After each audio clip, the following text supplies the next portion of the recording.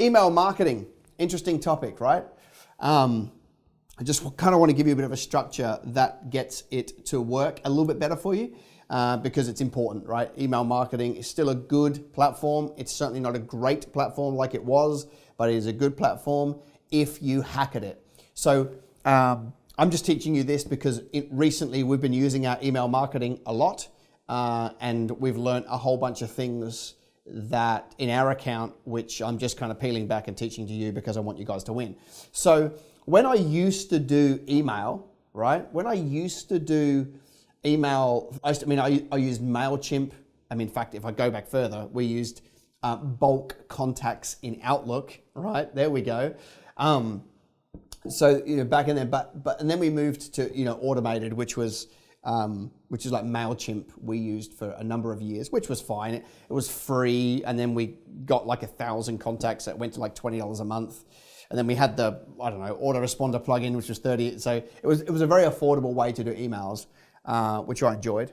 Craig, just check that hasn't dropped out. It's dropped out here, so I'm not sure what's happening. Okay. But here's an interesting thing, right? Like when I was first sending out email campaigns, we would get a 60, 70, 75% open rate, right? Up to 75% of the people on the database opened the email. And we knew that because it told us. It's like, and I remember back when I first started a business, I read the emails that came in. Now I'm like firefighting, like, on your phone, swipe, that one's important, I better deal with it, right? So lately, we've been trialing a few different things to try and up ours because I saw our email campaigns go from 60% open rates to 25% open rates over a 18-month to 2-year period, right? Spam laws, spam filters, and all this sort of stuff made it really, really difficult. So I use ActiveCampaign now, but there's a whole bunch of them out there, some good, some bad. ActiveCampaign has been okay to deal with, and their support has been mostly good. But here's an interesting thing to get it to work. So we went from 60 to 25% open rate, and now we've bounced back to, we dance between 38 and 42% open rate, which against a worldwide standard of 12% is 4x, right? Which is wonderful. 3.5. So what did we do? A couple of things that we did was we invested the time to segregate the database, right? So I think on the Business Greenhouse, on our ActiveCampaign account, Business Greenhouse has 8,250 active contacts, okay? So that's not including all the people that unsubscribe. That's just the active ones today, 8,250 or something like that, which is a solid number. But you cannot email to that many people in one email, okay? That's the biggest no-no, is to email to your entire list, a bulk email at one time. What happens is the software you're using, whether that be Google Apps, ActiveCampaign, a mix of the two, or any other platform, what happens is so not the software, not ActiveCampaign, but the people that push the email behind the scenes, when they see that many people, they just mark it as spam, okay? So it gets marked as spam as it goes out, it gets marked as spam as it goes in, and sometimes doesn't even send, okay? It gets lost in the ether.